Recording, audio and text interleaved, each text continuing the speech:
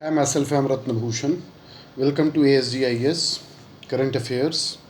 And today's editorial I'm going to read, Giving Age Old Ties a New Sign. This is a Hindu editorial.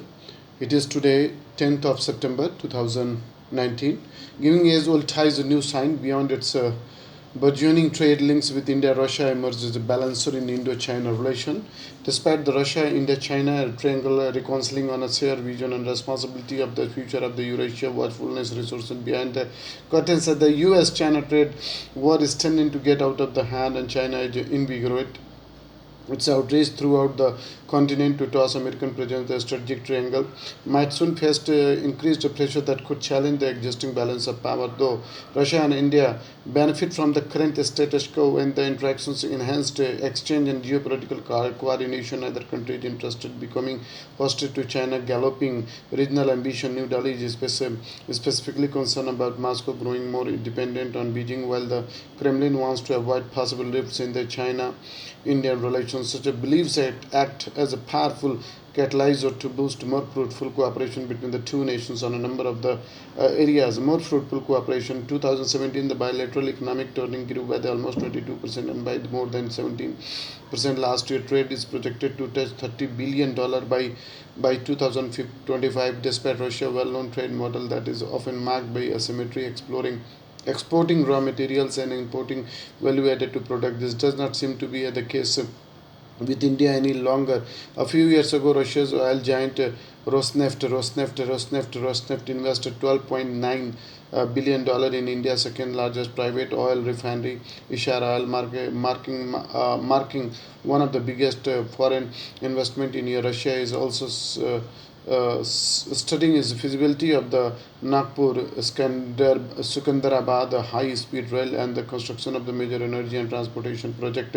Petrochemicals is another area that Russian companies are looking at. In India is now world's fastest growing market by the butyl, butyl rubber and the halogenated butyl rubber, thanks to the rapidly expanding car manufacturing industry, which is pushing for electric vehicles. In February 2012, Sibur and Reliance Industry entered into a joint venture setting up of the Reliance Sibur Elastomers Private Limited in the Jamnagar, Gujarat. The region's first butyl rubber halogen plant is set to become operational this year, and has capacity 120 KTPA and the butyl rubber and 60 KTPA of halogenated butyl rubber respectively. In addition, Sibur has agreed to share proprietary butyl rubber technology, staffing, training, and access to the complex equipment of the polymerization reactor, which is unprecedented for a Russia company and marks a unique case of the partnership between the two countries. The new areas of cooperation contribute to those where India and Russia have already developed a relatively stable pattern of the interactions and exercise involved traditions on the state level, dot by the Soviet times, and the experiencing an overall decrease in the total market share. Russia nonetheless continues to serve as the largest arms supplier and just recently signed an agreement to carry payments through the national currencies to circumvent the countering America's adversary through Sanctions Act norms of the U.S. In October last, Moscow and the New Delhi signed $5 billion S-400 air defense system deal that is among the agreements cumulatively worth $10 billion. The list includes a joint production of Kamoke A 226T helicopters for Admiral Grigorovich class frigates and a joint venture in the Amity, Uttar Pradesh, producing 750,000 Kalashnikov AK-2003 rifles. More deals are underway, including acquiring additional Su-30 MKI and about 21 MiG-29 fighters, as well as possible participation in the multi-billion Project 75 of the Indian Navy and the Indian Air Force contractor for 111 fighters jet.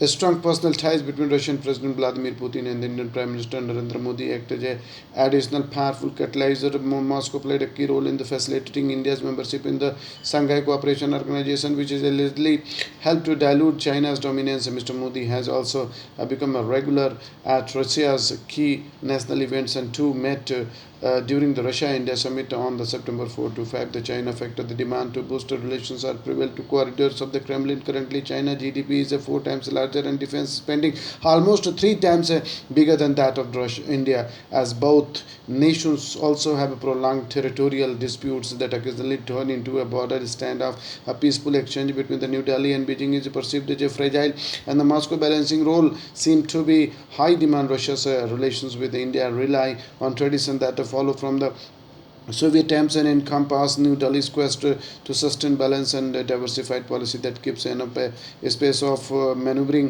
In 1971, India signed a treaty of the friendship and cooperation between the Soviet Union, balanced China-US a priori approachment, a move that performs a vital role in the Russia interpretations of Indian foreign policy till date. Thus, Moscow is aware of the New Delhi's long-term quest to diversify its economic and political relation to present maximum independence in decision making. In fact, the close US-India relations do not seem to have been a serious impact on the exchange, despite the agreement to bypass US sanctions and use of the national currency with Moscow. New Delhi is still hoping to acquire a waiver from the White House. India acknowledges Washington's support to its claim for a permanent seat at the United Nations Security Council. India has also benefited from the rift in the Pakistan-US relations that emerged under the Trump administration, and it became more assertive in Kashmir by revoking its special status. Although Russia acknowledges its augmenting dependence on the China, it also envisages a potential threat to the current balance of the power in Eurasia. Unlike in Europe, however, Moscow is not willing to punch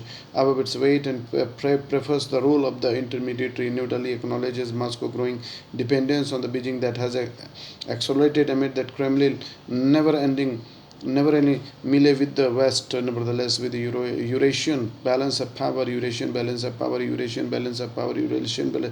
the sake need to bet on each others seems to be the shared strategy that supplies a strong impetus to the greater cooperation. This article was written by Dmitry Frolovsky. Dmitry Frolovsky, a political analyst and independent journalist, is a consultant and the policy strategist in the Middle East and the Central Asia, and has written about Russia foreign policy. Thank you so much.